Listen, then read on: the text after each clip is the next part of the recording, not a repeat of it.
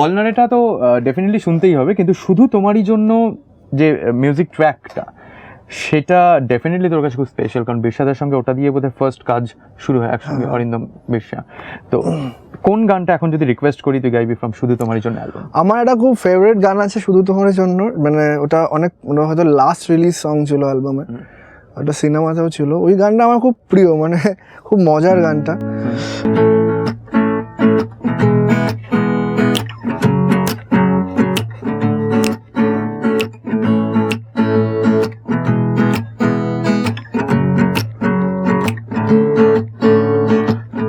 দেখতে বউ বউ কিন্তু মস্ত বউ বউ এসে জুটে গেছে কপালে, দেখতে বউ বউ কিন্তু মস্ত বউ বউ ফেসে গেছি আমি অকালে।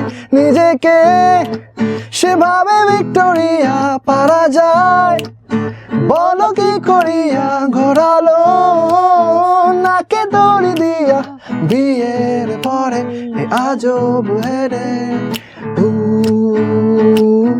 তা না না না না না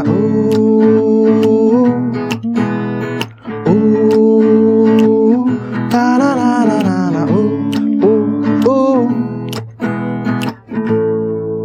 একটা গান লঞ্চ হলো, একটা হিউজ রিয়াকশন পাওয়া গেল, সেটা কি কোথাও মিউজিক ওভারঅল অ্যালবামটার উপর এফেক্ট করে? কারণ পরের গানটার একটা এক্সপেকটেশন কিন্তু বেড়ে যায় তখন। এটা দুরকম ভাবে হয় আমার মনে হয়। প্রথম গানটা খুব ভালো হয়ে গেল, খুব ভালো রেসপন্স। পরের গানটা এটা ডিপেন্ড করে না গানের মেরিটের উপর অ্যাকচুয়ালি। আচ্ছা, মানে পরের গানটা যদি ভালো, কোনটাকে আগে ছাড়লাম পরে ছাড়লাম, এটা আমাদের ওইভাবে হয় না, মানে আমরা ভাবি না ওটা। যারা মার্কেটিং নিয়ে প্ল্যান করছে তাদের জন্য হয়তো ওয়ার্ক করে, বাট আমি বা প্রসেনদা আমার মনে হয়, বা ধরো ডিওপি শুভঙ্কর দা বা ওদের কাছে চারটে সেমই প্রায়োরিটি লিস্টে একই রকম। হ্যাঁ, একটা মার্ক সেট হয় যে যেটা সব থেকে শুনতে ভালো লাগছে সেটা প্রথম বেরোয়, এরকম একটা থাকে। বাট এইগুলো আমার কাছে খুব একটা আসে না। মানে যেরকম এই সিনেমার জন্য আমার বলতে পারি চাইলে গানটা was the first song that we made. আচ্ছা, but it was the last release song because I was not ready with the song and অনেকগুলো ব্যাপার ছিল। কাস্টিং ফাইনাল করতে পারছিলাম না কে গাইবে ফাইনালি, এবং তার মধ্যে ঠিক এমন এভাবে গানটা তো তখন আমরা কেউ শিওরই ছিলাম না, করছিলাম।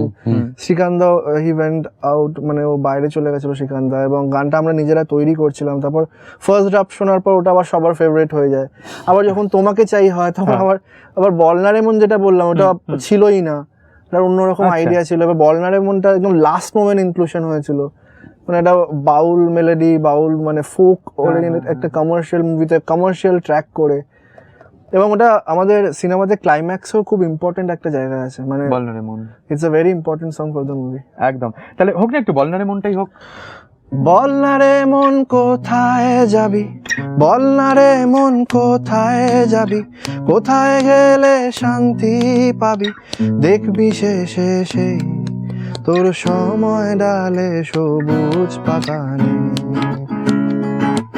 তোর সময় ডালে সবুজ পাতা নেই।